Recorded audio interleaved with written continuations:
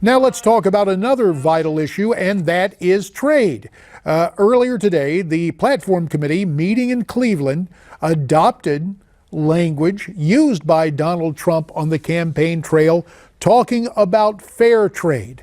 So for the GOP, when you take a look at the past and we go back a century plus, there was William McKinley, strong for tariffs, and people say, historians say, that made the difference in his campaign for the presidency against William Jennings Bryan.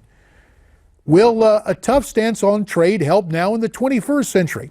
Well, let's talk about that as we're joined from Newsmax Washington by economist and syndicated columnist Peter Morici.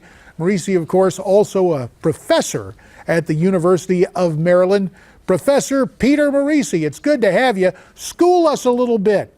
Some Republicans have been so patently free trade that they're skittish about the Trump philosophy. Why will fair trade work, and will the tariff situation come back?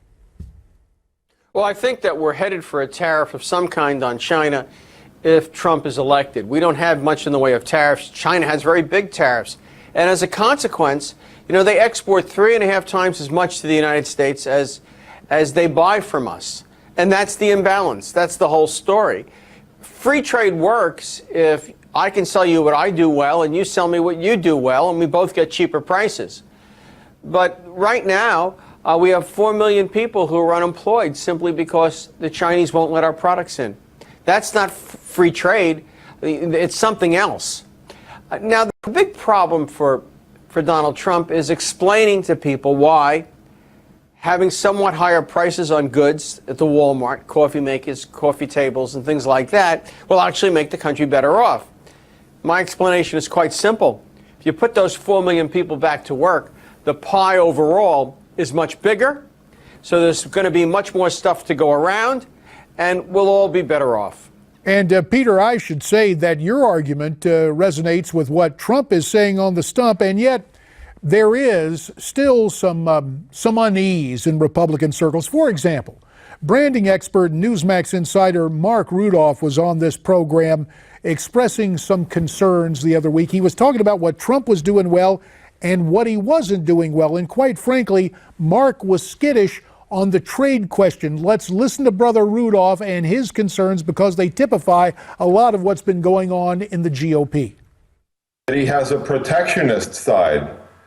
And when he talks about tariffs and punishing companies, then he's not talking like a conservative. He's not talking like a businessman. He's not talking under the guise of free enterprise. And all of those things that I just mentioned are bad for business. So Mark Rudolph is saying what the free trade wing of the Republican Party has said for a lot of years, but it seems out in America that perception has changed profoundly. Well, he's conflating two different issues, and this is very common. One is the notion of leveling the playing field so it's attractive to make things in the United States, or at least as attractive as it is to make things in China, where they subsidize exports and things of that nature. And so the companies want to stay here. They want to do business here. You lower the taxes. You strip away the regulation. You see to it that they're not offended by unfair imports from China that are subsidized, benefit from cheap currencies. You do those things, people want to make stuff here. It's quite another thing to say single out Nabisco or, the electronics company that moved manufacturing to Mexico and say, well, we're going to penalize you. Excuse me, Carrier, the air conditioning company. We're going to penalize you for doing that. That's a more punitive approach. It's the old story of, do you want to make your country an attractive place that people want to live, or do you want to put up walls not to keep out people you don't like, but to keep your own people in? And, that's kind of offensive. And we hear Hillary Clinton talking about that a lot. One of the problems that Trump has got is that some of his positions sound a little bit too Clinton-esque. All right. Well, I tell you what, our callers are always original with what they have to say and how they sound. Lebanon, Virginia is where we find Andy tonight. Andy, welcome to Newsmax Prime. Thank you, gentlemen. It's an honor to speak with both of you. Thank you, sir. Thank you. I was just listening to what you were talking about, and I think free trade is free for the other countries maybe, but I think we take a hit.